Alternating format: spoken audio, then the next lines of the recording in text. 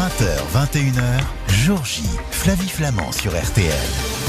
Ce soir, on plonge sous la banquise. Pas d'inquiétude, l'aventurier Alban Michon nous sert de guide.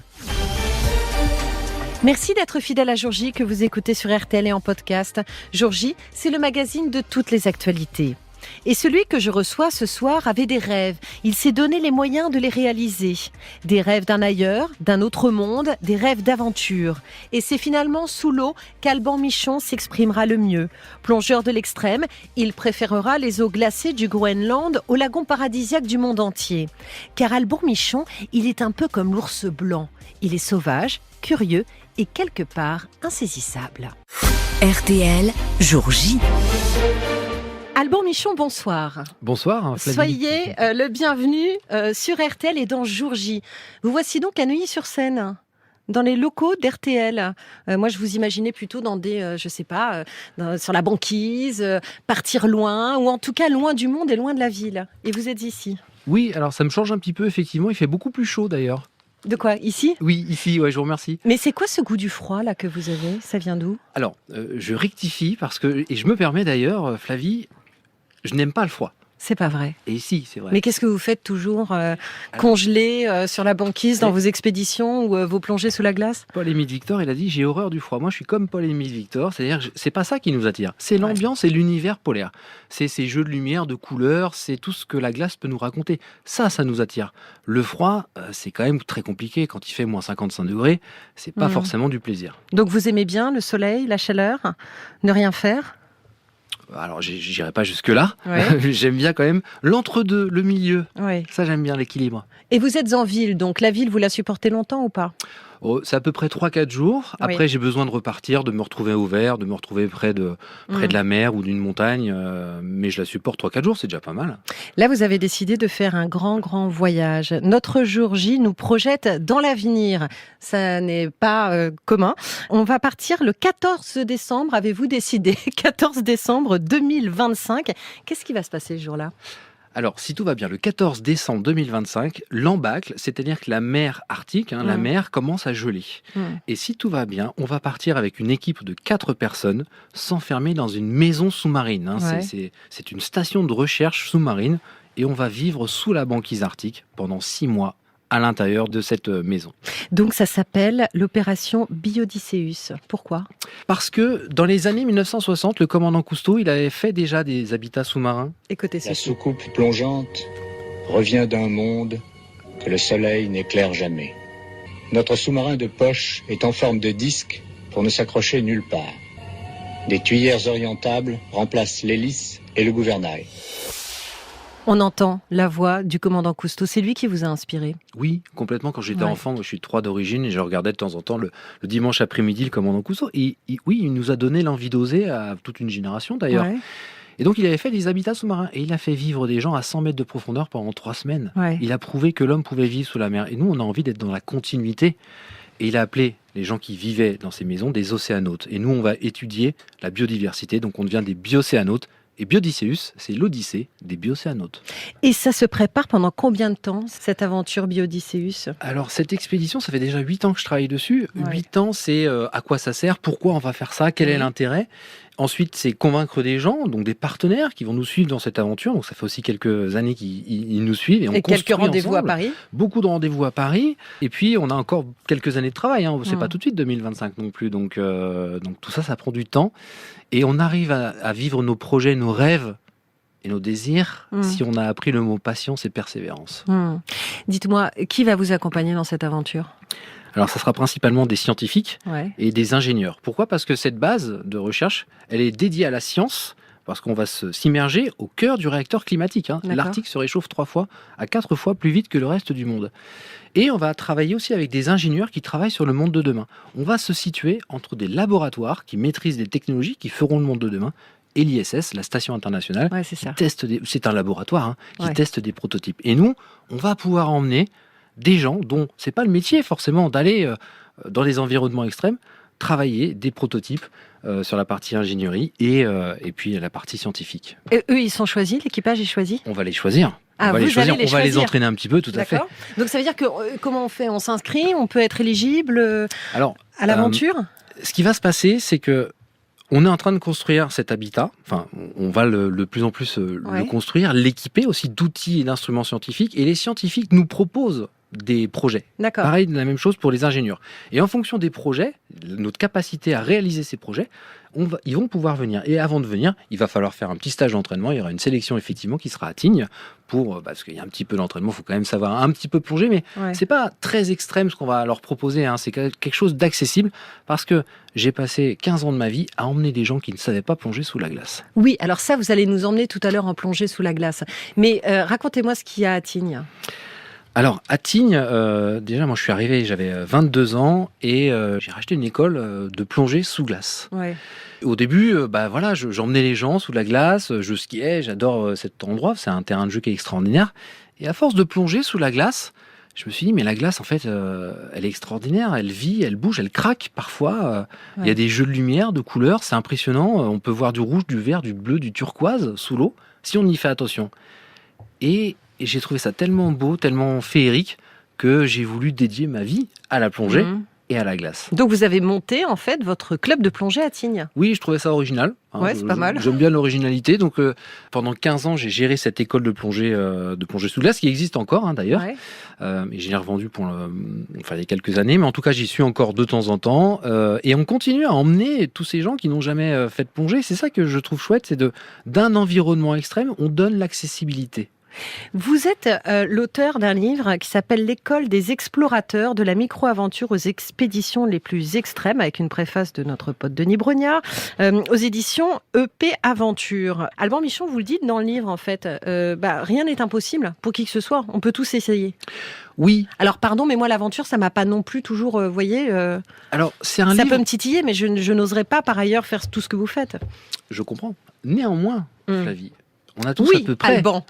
on a tous à peu près des rêves. Oui, ça c'est vrai. Et c'est un peu ça, ce livre. Ça veut dire que, en gros, après mon école de plongée sous glace, j'ai monté l'école des explorateurs à Tignes. Ouais. En fait, c'est le livre. Ouais. Voilà, c'est arrêtons de trouver des millions de prétextes, d'excuses de ne pas vivre ses rêves. D'accord. C'est pas que de l'aventure, c'est ses rêves en quelque chose. Et je parlais tout à l'heure de la patience, de la persévérance. Ça, c'est des clés. Et il y a d'autres clés à l'intérieur, parce que pour vivre ces projets, il y a 60% d'une aventure ou des projets, c'est une colonne vertébrale. On a la même chose pour tout le monde et pour tous les projets. On se retrouve dans un instant avec Alban Michon. Vous l'avez compris, ce soir, on va jouer donc les explorateurs. Surtout, vous allez nous emmener. On va voyager sur la banquise. On va voyager sous la banquise. Vous allez nous emmener en plongée. Et on va se retrouver dans un instant parce qu'on se dit quand même, comment un type qui est né en 77 à 3, quoi ? Qu'est-ce qu'il y a ? Quoi ? Mais pourquoi parce que je vous rappelle, 77 Alors, comment un type né à Troyes à la fin des années 70 a-t-il pu devenir un aventurier de la sorte avec cette idée d'aller passer 6 mois sous l'eau ? Ce sera dans un instant avec vous sur RTL. RTL, jour J. Flavie Flamand sur RTL, jour J.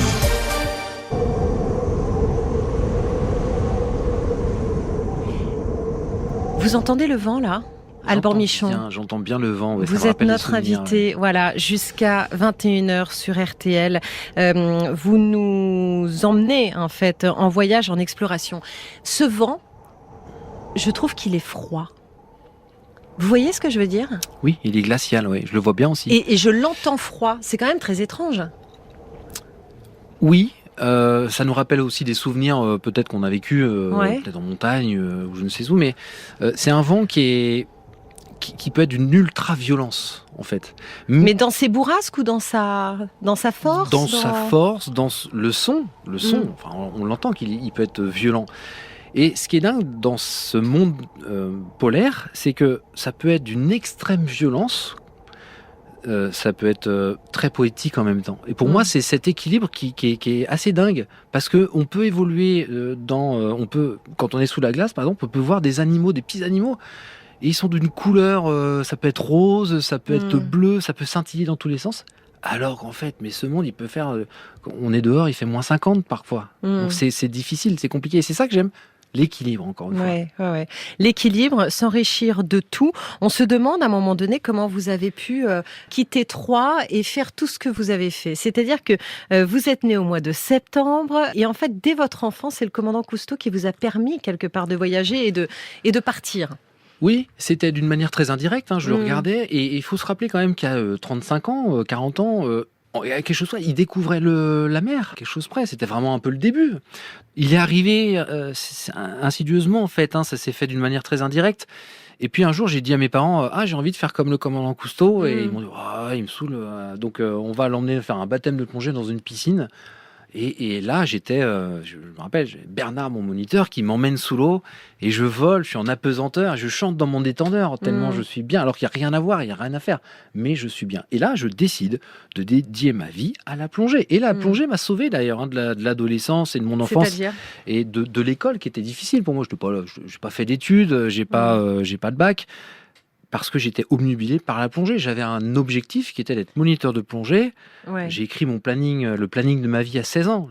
Comme un réalisateur écrit le film, son film. Ouais. J'ai écrit ma vie en fait, ça elle est écrite. Ouais. Voilà, donc j'ai dit je serai moniteur de plongée, j'aurai une école de plongée, j'en ai eu plusieurs d'ailleurs. Je ferai des films, des livres, je ferai rêver les gens, je ferai des aventures et des expéditions. Mais alors, quand vous êtes un jeune comme ça, vous êtes à Troyes, vous découvrez l'eau, d'abord en piscine. Mais vous dites surtout, en fait, quand je vous écoute, c'est que vous avez eu cette évidence. C'est-à-dire le jour où vous avez été sous l'eau et vous avez eu un détendeur dans la bouche et des palmes, quelque part, vous êtes devenu poisson. Vous voyez ce que je veux dire ? Comment est-ce qu'on explique ça ? Parce que vos parents n'étaient pas plongeurs pour autant. Vous n'êtes pas d'un milieu d'aventuriers ? Pas du tout. D'accord. Alors, vous savez, je pense que c'est comme l'amour. L'amour, c'est quelque chose d'irrationnel. On ne sait pas pourquoi, il y a quelqu'un qui vous attire, etc. C'est la même chose pour la passion. La passion, c'est irrationnel. C'est quelque chose, on ne sait pas pourquoi. Ça fait boum boum dans son cœur. On se dit, mais c'est ça que j'ai envie de faire. J'ai envie de me lancer dans cette aventure. Et donc, c'est irrationnel. Et en plus, il faut se rappeler qu'à l'époque aussi, il y a une trentaine d'années, le matériel n'était pas adapté aux enfants. Donc, je me noyais à moitié. Avec des palmes trop grandes, un énorme détendeur, un masque pour adultes. Et c'était génial. Ouais. C'est ça qu'il faut... Donc les études, ça n'a pas été votre truc ? Non, et donc la plongée m'a sauvé. Et la plongée vous a sauvé et vos parents l'ont compris. Votre première expédition, vous aviez quel âge ? La vraie première expédition, j'avais 32 ans. D'accord, ok. Et avant, il y a eu plein d'expéditions qui n'étaient pas de vraies expéditions ? Parce que quand on est un gamin, on fait des expéditions dans les champs, on fait des expéditions un peu partout, on essaye de... Oui, alors nos premières aventures, c'était toujours à Troyes, avec des copains. On allait plonger dans les petites rivières, et comme on est quand même dans le nord-est de la France, on allait gratter au fond des rivières, on récupérait de temps en temps des obus, et sinon des fusils de la guerre 14-18, c'est des fusils Lebel. On grattait, c'était nos trésors à nous en fait, on allait chercher tout ça. Puis petit à petit, on partait en Haute-Marne, à Dijon, dans ces coins-là, pour faire de la plongée dans les grottes. En fait, voilà. Donc, on trouvait des trous, des rivières à l'intérieur des grottes. Non, mais attends, les parents, ils devaient s'inquiéter, non ? Alors, on disait pas tout forcément au début, quoi. Tu m'étonnes. Ouais. Voilà, et on plongeait avec des potes et c'était génial parce que, en fait, ça nous a forgé un caractère de se retrouver quelquefois. Il y a des cordes dans les grottes remplies d'eau et des fois on voyait pas. Donc notre vie est accrochée à un fil, c'est le fil d'Ariane. C'est ça, c'est vraiment ça. Mais ça nous a forgé un mental. Et vos potes, ils sont devenus quoi ? Il y en a plein qui ont arrêté. Oui, c'est ça. Il y en a un qui est banquier, l'autre qui est dans les assurances, et il y en a un autre, c'est Alban Michon, et c'est notre invité. Votre première expédition, donc, vous aviez 32 ans. C'est laquelle ? C'est Under the Pole ? Exactement. Donc, j'ai été équipier sur cette aventure, et on est parti au pôle Nord géographique, l'axe de rotation de la Terre. On fait le tour du monde en 2 secondes quasiment. Tu m'étonnes. Et là, c'était génial parce que très difficile. 45 jours, 45 jours, c'est cette aventure. Moi, je m'occupais de la partie plongée. Et la première chose qui m'a frappé là-bas, c'est le silence. Ouais. Le vrai silence. Celui qu'on n'a jamais entendu. Il existe vraiment alors, le silence ? Eh ben, j'ai cru le rencontrer là-bas. Ouais. Et ça fait quoi alors ? C'est vertigineux. Ouais. C'est impressionnant. Ouais. C'est impressionnant parce que vous êtes au milieu d'une banquise qui peut bouger avec les vents et les courants. Vous voyez au loin, à l'horizon, le soleil qui commence à pointer le bout de son nez. En fait, le soleil va tourner autour de vous. Il ne se couchera plus. Et vous allez vivre avec lui. Et puis, quand il n'y a pas de vent, c'est le vrai silence. Et on s'écoute, on s'entend vivre, en fait, avec un grand V. C'est impressionnant. Vous entendez votre cœur battre ? Ouais, le cœur battre. Et puis après, Le vrai silence, on l'a rarement entendu parce qu'après il y a rapidement du vent, les plaques de banquise, c'est comme un puzzle géant en fait, hein, ça bouge avec le courant ou le vent. Ça aussi, ça craque, c'est très impressionnant quand vous êtes dans une tente et puis que vous entendez que ça grince comme ça autour de vous. Waouh, on se dit mais en fait on n'a rien à faire là-bas, hein, on n'est que des invités et la nature elle est très forte et puissante. On va se retrouver dans un instant. Vous allez nous emmener aussi dans votre expédition que vous avez appelée le piège blanc. Alors franchement, ça donne des frissons arctiques. Et puis progressivement, on va s'approcher de la banquise, mais on va surtout aller plonger. En fait, vous faites un trou, c'est ça, dans la banquise pour plonger après ? Oui, tout à fait. Ça prend combien de temps ? Alors ça va dépendre de l'épaisseur de la banquise, mais sur ma dernière expédition, j'ai mis 7 heures pour faire un trou. Alors vous avez commencé à faire le trou parce que sinon on va jamais plonger ensemble. Ce sera dans un instant sur l'antenne d'RTL. RTL, jour J. Jusqu'à 21h, Jour J, avec Flavie Flamand sur RTL. Il est aventurier, il est plongeur de l'extrême, il est explorateur. Alban Michon est votre invité ce soir sur RTL et dans Jour J. Alban, on va partir ensemble en expédition. Auparavant, est-ce que vous avez déjà eu peur de mourir ? J'ai eu une fois vraiment peur de mourir sur une expédition. Oui. C'est quelque chose qu'on n'avait pas vraiment prévu, hein, d'ailleurs. C'est-à-dire vous savez, quand vous partez en expédition, en termes de sécurité, hein, je parle, on maîtrise 98% de ce qu'on fait. C'est dingue, hein, on ne se rend pas compte. Tout est préparé, en fait. Oui, c'est 1 mois d'expédition égale 1 an de travail. C'est à peu près la moyenne. Donc, sur la sécurité, on va maîtriser le plus possible de ce qu'on peut faire. On est plus en sécurité là-bas que quand vous êtes sur l'autoroute où il y a des gens qui peuvent vous doubler n'importe comment. Parce qu'on ne maîtrise pas tout. Là-bas, on a 2% de choses qu'on ne maîtrise pas. C'est la nature, l'environnement. Ça, c'est normal. Et puis, la deuxième chose, c'est la chance. En fonction de ce qui va vous arriver, vous irez à droite ou à gauche, ça peut passer ou ne pas passer. Donc, une fois ça nous est arrivé, c'est une erreur d'inattention de 10 secondes avec mon collègue qui s'appelle Vincent. On était en kayak au Groenland. On a fait 1000 km le long de la côte est du Groenland. Et en fait, on a un kayak il y a une bourrasque de vent, c'était vraiment une tempête. Et il y a un des kayaks qui est parti à la mer parce qu'on allait le chercher pour l'accrocher. Et en fait, la bourrasque de vent l'a fait partir à la mer. D'ailleurs, c'était mon kayak. Et là, on a commencé à avoir du matériel qui est parti, qui a flotté. Et en partant à la mer, il s'est cassé à moitié. Donc, il commençait à se remplir d'eau. Parce qu'il y avait des compartiments étanches, heureusement. Donc, il continuait à flotter. Et mon pote Vincent est parti avec une combinaison étanche à sa recherche. Sauf qu'il n'arrivait pas à le récupérer. Et en fait, j'ai décidé de prendre son kayak, mais habillé comme vous et moi. D'accord. Sauf que quand il fait moins 20 et quand l'eau elle est à moins 1,6 degrés, si vous tombez dans l'eau, vous êtes mort. Et donc, sous la tempête, on s'est retrouvés tous les deux dans l'eau à essayer de récupérer un kayak qui était à moitié en train de couler. On était trempés. Et c'est ça qui est dingue, c'est que, bref, on a réussi quand même, hein, pour conclure l'histoire. Sauf que on a mis quasiment 3 heures. On était épuisés. Si on tombait dans l'eau, on était mort. Et on s'est retrouvés, donc quasiment 3 heures après, j'avais une pagaie de secours à la main et elle était collée à mes mains parce que j'avais pas de gants. Par le froid. Et c'était exactement. Et bizarrement, le taux d'adrénaline était tellement important que on a réussi à faire tout ça. On s'est dépassé. En fait, le corps humain est extraordinaire. Oui, bien sûr. C'est pour ça que vous avez appelé cette expédition le piège blanc ? Tout à fait. Ouais. Oui, c'est ça ? Oui, parce que c'était... Au début, ce film devait s'appeler Voyage au cœur des glaces. Et en fait, quand on a regardé tout ce film, les gens disent mais c'est pas un voyage en fait, pas du tout, c'est un piège. Et ça a été la plus difficile des expéditions, mais la plus belle aussi, parce que je l'ai partagé avec un mec qui s'appelle Vincent Berthet. J'ai appris à le connaître là-bas parce qu'on avait fait une expédition auparavant, ensemble au pôle Nord. Je connaissais pas bien en fait. Et puis il passait son temps à râler. Puis un jour, je lui dis mais pourquoi tu passes ton temps à râler ? Enfin, c'est chiant quoi. Et puis il me dit, oh non, mais c'est normal, en fait, je râle, mais je suis content. Ah, d'accord. Ah ouais. Bon, écoute, si tu râles. râles. Et vous êtes parti faire une expédition avec ce mec-là ? Oui, mais j'ai appris à le découvrir. Et en fait... Moi, je connais des râleurs, notamment un dans l'équipe. Je fais même pas le bout de la rue avec lui en expédition, quoi. Oui, mais c'est là où j'ai compris que dans une équipe, il y a toujours les 7 nains. Ah oui, c'est c'est vrai.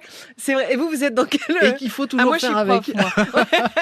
Il faut faire avec. C'est un petit peu ce que je me dis au sujet, effectivement, de notre ami Bastien Robin. Non, mais c'est hyper intéressant parce que ce que vous nous expliquez, c'est que en fait, on apprend beaucoup en expédition. On apprend beaucoup sur soi, on apprend beaucoup sur les autres.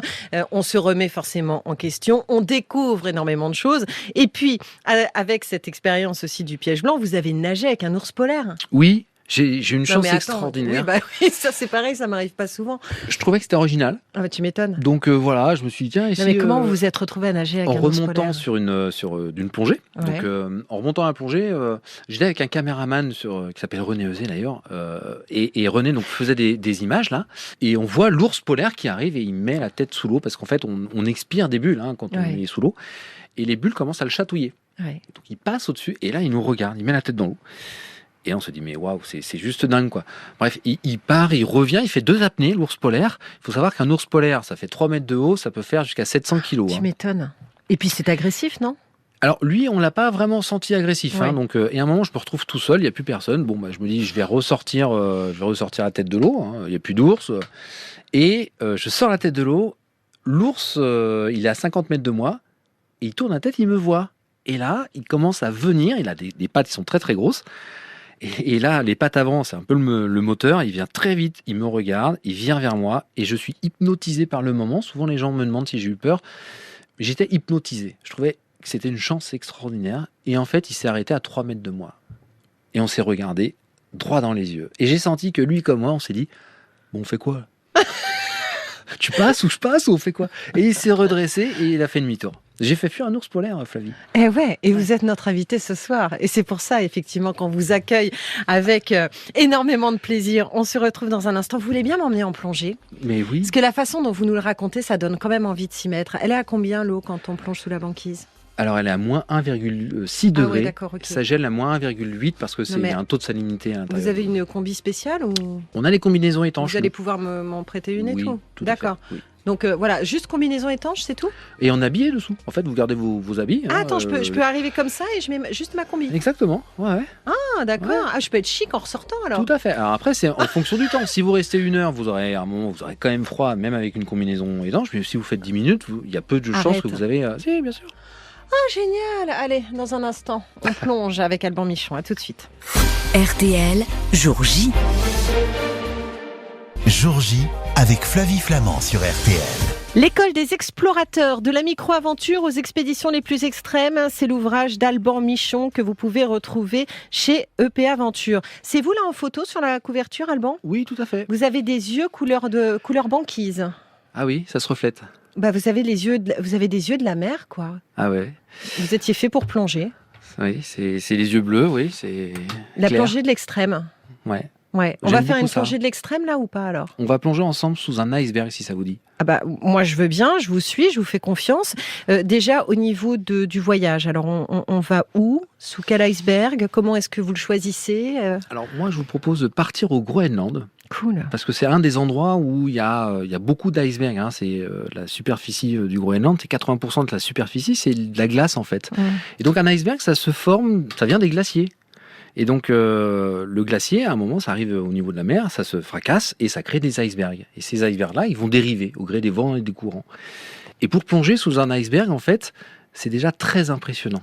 Parce qu'on peut aller sous l'iceberg, parce que c'est très profond. On dit toujours que la partie immergée est 2 fois plus grande que la partie émergée. Exactement. C'est 9 dixièmes dans l'eau, en fait. Tu m'étonnes. On va plonger très profond. Non, parce qu'il y a certains icebergs, pas tous, certains icebergs qui ressemblent à une molaire. C'est-à-dire qu'en fait, il y a une partie qui est assez creuse sous l'eau et vous pouvez passer dessous. Et je vous propose de partir avec moi, plonger sous un iceberg pour passer dessous. J'ai la trouille. Oui, parce que c'est ma plongée... je l'ai fait quelques fois, mais en tout cas, c'est le type de plongée le plus difficile pour moi. D'accord. De plonger sous un iceberg. Pourquoi ? Le plus dangereux. Déjà, s'approcher d'un iceberg, c'est quand même très particulier. L'iceberg peut se retourner.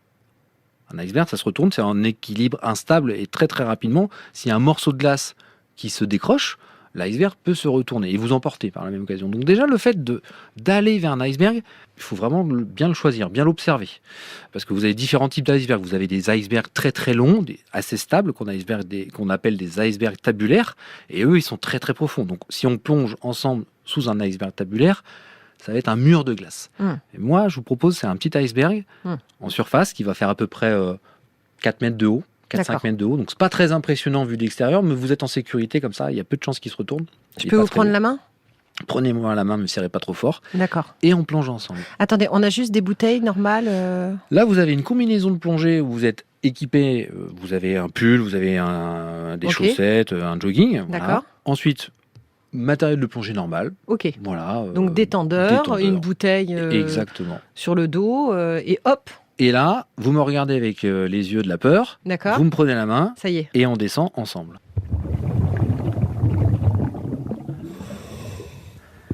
C'est bon, je respire. Alors là, vous pensez à équilibrer vos oreilles. Vous vous rappelez, quand on va descendre, il va falloir équilibrer les oreilles. Donc vous pincez votre nez, vous soufflez dedans pour équilibrer les oreilles. Vous ne me serrez pas trop la main, s'il vous plaît. Et c'est un peu impressionnant. Parce que là, on est dans les 1,50 m d'eau. Et vous avez ce qu'on appelle l'halocline. L'halocline, c'est la différence de densité entre l'eau douce et l'eau de mer. Pourquoi l'eau douce ? Parce qu'un iceberg, c'est l'eau douce. Et donc, on a de l'eau douce, ça fait très trouble. L'eau, elle est trouble, en fait. Et on ne voit pas bien, on se voit pas bien. Ah ben non, je vois un peu flou, là. Voilà, donc il va falloir descendre encore un petit peu. Ok. Et plus on va descendre, plus ça va commencer à se noircir. Ça va être un chouïa plus sombre. Ça va être un peu impressionnant quand même.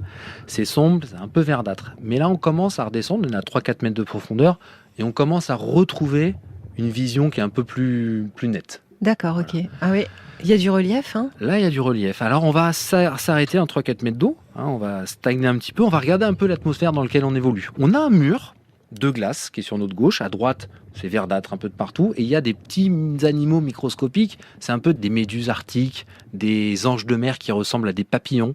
Donc c'est transparent, ça fait 2 mètres de longueur. C'est transparent et ça danse en fait. Des anges de mer arctiques, je vous conseille de regarder. C'est magnifique. Et en fait, quand vous les éclairez, c'est translucide. Il y a différentes couleurs, il y a beaucoup de roses. Et on les voit danser autour de nous. On a l'impression que c'est vraiment la poésie du monde polaire. J'ai l'impression qu'on a fumé là. Et là, on va redescendre le long de l'iceberg. Et regardez ce mur, il n'est pas plat en fait. Il est ce qu'on appelle des coups de gouge en fait. C'est un petit peu comme une balle de golf. C'est un relief de balle de golf. D'accord. C'est à peu près ça. Donc je vous propose de toucher ce relief de balle de golf. Et vous allez vous apercevoir qu'en fait, c'est très régulier. Et de temps en temps, si on regarde à l'intérieur de la glace, on peut s'apercevoir qu'il y a des cristaux qui vont nous faire scintiller notre phare qu'on a dans la main gauche. On va éclairer cette glace et là, il va y avoir des milliers de petites lumières qui vont s'éclairer parce que les cristaux de glace vont refléter la lumière en fait. C'est magnifique, c'est poétique, c'est génial. C'est un autre monde, quoi. C'est un autre monde. Et donc là, on va continuer à descendre. Et plus on va descendre, plus c'est impressionnant. Moins il y a de lumière, plus c'est verdâtre. Et là, on commence à voir, dans 9-10 mètres d'eau, un trou très sombre, très noir. Et là, vous me serrez la main, Flavie. Enfin, pas trop fort quand même. Et on continue à descendre, on va se stabiliser dans 9-10 mètres d'eau. Et là, on voit le début, un peu comme la molaire, vous vous rappelez ? Ce creux en dessous. Et là, on va pouvoir passer sous l'iceberg. On se stabilise, on regarde un petit peu à droite, à gauche, et au loin, on voit une lueur. On voit un point verdâtre. Et ça, c'est la sortie. Et là, on va y aller ensemble. Ouais. Ah, c'est très impressionnant, parce que quand on va s'enfoncer sous l'iceberg, sous cette grosse molaire, on voit l'iceberg, c'est très lent en fait, et on l'entend bouger. Et il bouge, et là, mais c'est très léger, on le voit. Et là, on se dit, mais waouh, c'est tellement impressionnant. Vous avez le cœur qui s'emballe un petit peu. Mmh. Et pour autant, il va falloir prendre notre temps. Donc, on va traverser on est sous l'iceberg, on va traverser ce tunnel d'iceberg. On voit de plus en plus au loin cette lueur verdâtre qui s'épaissit. Il y a de plus en plus de lumière. On a des animaux sous cette voûte de glace. Il ne faut pas remonter, on ne peut pas remonter. Donc on n'a pas le choix que d'avancer. Et on entend la glace qui craque. Et là, on s'approche de la lueur et on commence à ressortir de cette voûte de glace qui nous a pris 1 minute pour traverser, mais qui a été très impressionnant. C'est 1 minute de parenthèse dans votre vie. RTL, jour J. Jusqu'à 21h, jour J avec Flavie Flamand sur RTL. J'ai l'impression d'avoir plané, Alban Michon. Et vous venez de nous emmener dans une plongée sous un iceberg. C'est formidable, vous le racontez formidablement bien, on y était. Et je me dis que lorsque l'on vit ça, en vrai, qu'est-ce que ça doit être difficile parfois de revenir à la vie réelle ? C'est une vie réelle, mais c'est une vie assez inaccessible. Comment est-ce que vous parvenez à remettre les pieds sur terre ? J'ai l'impression de m'adresser finalement à un astronaute un petit peu, vous voyez ce que je veux dire ? Alors, c'est une parenthèse, mais c'est pas la vraie vie non plus de se retrouver et de vivre à moins 50 degrés. C'est compliqué quand même. Ce qui est difficile, moi, je mets à peu près 6 mois à m'en remettre à chaque fois que je reviens d'une expédition. Donc, vous avez l'expédition blues ? Oui, exactement. Ouais, donc j'en parle dans le livre parce que c'est quelque chose de tabou d'ailleurs. Hein. Peu d'explorateurs en parlent ou peu d'aventuriers. Quand je parle d'aventurier et d'explorateur, c'est vraiment... Il n'y a pas besoin de partir au bout du monde aussi pour faire sa propre aventure. Mais c'est vrai que quand on revient, il y a des moments qui sont difficiles parce que déjà, vous revenez à Charles de Gaulle et moi à l'époque, c'était la grève des taxis, tout le monde klaxonnait dans tous les sens. C'est pas très agréable alors que j'ai vécu pendant 2 mois et que c'était le silence. Donc c'est très, très bizarre. Très violent comme très violent. Choc. Ouais, totalement. Et puis après, il y a un truc aussi et ce qui est normal, c'est que tous vos proches, ils vont vous demander alors comment c'était. Évidemment. Et c'est normal. Oui. Et vous n'avez pas envie d'en parler. Oui. Vous avez envie de digérer cette aventure, de la garder pour vous. Il y a des choses que vous avez bien faites, il y a des choses qui étaient extraordinaires, et puis il y a des choses où vous avez merdé un peu. Il y a des choses que vous dites, je comprends pas, c'était pas terrible, c'était pas top. Donc il faut faire le bilan soi-même. Et ça prend du temps. Moi, ça peut prendre en moyenne 6 mois. 6 mois où je prends le temps et puis physiquement aussi des séquelles. Et comment on se remet alors aussi, justement de tout ça quand on part en expédition, quand on va faire des plongées de l'extrême et que l'on revient? Est-ce que l'on a perdu du poids? Parce que vous ne faites pas que plonger, il faut le dire. Vous vous déplacez en kayak, vous vous déplacez en traîneau, vous êtes avec une équipe, vous portez du matériel. Enfin, voilà, c'est quand même très lourd, ça n'est pas rien. Non, c'est pas rien. Donc c'est très physique. Il y a des séquelles quand on revient. Alors, je parle d'expédition polaire, mais ça peut être d'autres types d'expéditions. Mais quand on revient d'une expédition polaire, vous avez un stade de gelure qui est ce qu'on appelle le stade numéro 1. En gros, vous sentez plus vos extrémités. Donc, vous arrivez, vous pouvez marcher sur les pieds. Si je suis en tongs, j'ai pas mal. Mais c'est des séquelles. Le son a été exacerbé. C'est-à-dire que le son, vous allez, comme vous avez passé 2 mois en plein silence, vous allez entendre mieux aussi. Et comment on s'en remet, c'est tout de suite s'isoler quand même et revoir ses amis, mais avec parcimonie. C'est-à-dire que moi, au début, ils m'invitaient, j'y allais 2 heures, puis après, je repartais. Merci, au revoir, c'était super, et je revenais. Parce que ma première expédition, où j'ai des amis qui m'ont invité, on me dit, viens, on va en boîte de nuit, et que je voyais les gens sauter partout, j'ai pas compris. J'ai vraiment pas compris. Et ça a été douloureux. Et ça fait, oui, on se dit, mais c'est quoi ce monde, en fait? Et puis, ce monde, il est comme il est, j'ai pas à juger, mais on comprend pas. Encore une petite question, si vous le voulez bien, sur la plongée qu'on a faite tout à l'heure, parce que je me suis toujours demandé ça. On est parti d'un point A et on est sorti à un point B, mais on n'était pas véritablement sous la glace, on était sous un iceberg. Lorsque vous plongez sous la glace, vous faites un trou dans la glace, donc vous mettez parfois 7 heures pour pouvoir le faire, vous accédez enfin à l'eau. Après, comment vous faites? Vous vous déplacez et quelqu'un va vous attendre au point B et aura lui-même creusé un trou pour vous permettre de ressortir. Je ne sais pas si je suis très claire. Comment est-ce qu'on se déplace sous la glace? Est-ce qu'on a un fil d'Ariane? C'était très clair. Ah, merci. Parce que c'est une des questions. Vous voyez, moi je fais des cauchemars parfois dans la vie. Et parmi mes cauchemars, il y a le fait de ne pas trouver la sortie en plongeant sous la glace. Alors, ça va dépendre de où vous plongez. Si vous plongez au pôle Nord, donc je rappelle c'est vraiment l'Arctique, là où c'est une mer, c'est un océan qui est gelé. Donc la mer, elle bouge. Ces grandes plaques de glace, c'est un puzzle géant qui bouge. Si vous plongez là, il y a des endroits où vous allez faire un trou, mais vous allez faire un trou parce que comme c'est des plaques qui sont plus ou moins épaisses, vous pouvez trouver une plaque de glace où il y a 20 cm de glace. D'accord. Donc ça peut être rapide. Et puis vous pouvez ouvrir un trou ailleurs.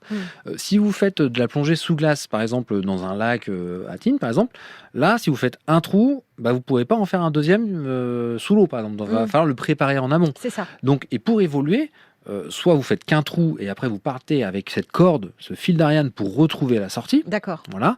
Soit vous en faites 2 et puis vous reliez d'un point A à un point B éventuellement, c'est possible. Mais dans tous les cas, vous aurez une corde, vous aurez un fil d'Ariane. Ça, c'est la sécurité, c'est la base. Okay. Et après, si la corde, elle se casse, on la perd pour X raison, on a des protocoles de sécurité pour retrouver la sortie quand même ou pour retrouver un plongeur qui est perdu sous la glace. Parce que vous ne plongez jamais seul. Ça peut arriver. Mais vous avez dans ce cas-là une équipe Non, ça peut arriver. Vous pouvez partir tout seul. Alors on peut faire ce qu'on veut tout seul, plonger. Oui, d'accord, mais enfin après il y a des règles de sécurité quand même. Oui, on peut faire ce qu'on veut. Enfin, alors en fait, quelquefois, vous savez, quand vous faites de la plongée souterraine, moi j'ai beaucoup appris en plongée souterraine. Quand vous êtes loin et profond, en fait, c'est comme si vous plongez tout seul. C'est-à-dire que vous pouvez pas aider quelqu'un. Donc il faut être totalement autonome. Et on apprend. C'est plus le même équipement quand vous plongez tout seul. Vous avez plusieurs bouteilles, vous faites ce qu'on appelle le what if, c'est répondre à toutes les problématiques qui peuvent arriver sous l'eau. Et on va se challenger, et en fait on a les réponses à tout. D'accord. À tout. En fait, plonger seul se fait, c'est pas nouveau. Je dis pas aux gens de le faire, c'est pas du tout ce que je dis, mais ça se fait parce que c'est énormément de travail, de protocoles de sécurité qui sont mis en place et d'expérience. D'accord. Cette expérience, évidemment, vous l'avez. C'est quoi le luxe pour vous ? Le luxe, pour moi, c'est de pouvoir choisir, c'est de pouvoir être sur la banquise et de se dire, par exemple, le matin, au réveil, quand on ouvre la tente et qu'il n'y a rien nulle part, hormis les traces de loup, d'Arctique ou alors les traces d'ours, se dire, bah tiens, j'ai envie de rester là, ou je bois mon café en regardant la banquise. Donc votre luxe, il est là, il est dans le temps. Il est dans le temps de vivre avec un grand V. Ouais. Et dans le temps, parce que le temps, on l'a pas beaucoup, quoi. Donc, mais le temps, c'est le luxe du monde de demain. Ouais. On va, dans un instant, reparler de Biodysseus. Ça y est, j'ai réussi à le dire. Bravo. Parce que c'est quand même une aventure de dingue et qu'il va falloir vraiment qu'on vous en parle avant que vous partiez pour 6 mois sous la banquise. À tout de suite sur RTL. RTL, jour J. Jour J avec Flavie Flamand sur RTL. J'avais beaucoup de questions à vous poser, Alban Michon, et en fait, je n'en ai quasiment posé aucune qui était prévue. C'est le plaisir de la conversation et de jour J, et puis surtout de partir avec vous en voyage et en exploration. Biodysseus, c'est quoi ? C'est le plus grand projet de votre carrière ? C'est un peu c'est un peu mon bébé en fait. C'est-à-dire que c'est un gros bébé quand même. C'est un gros bébé. Ouais, je vous l'accorde. J'ai passé 15 ans de ma vie à découvrir la banquise, à essayer de la comprendre, de voir son évolution, de me dire à quoi ça sert la glace, est-ce que c'est important ? Et en fait, j'ai compris que ça l'était, ça joue sur le climat de la planète. Vous êtes très sensible à ça, au réchauffement climatique, les bouleversements de...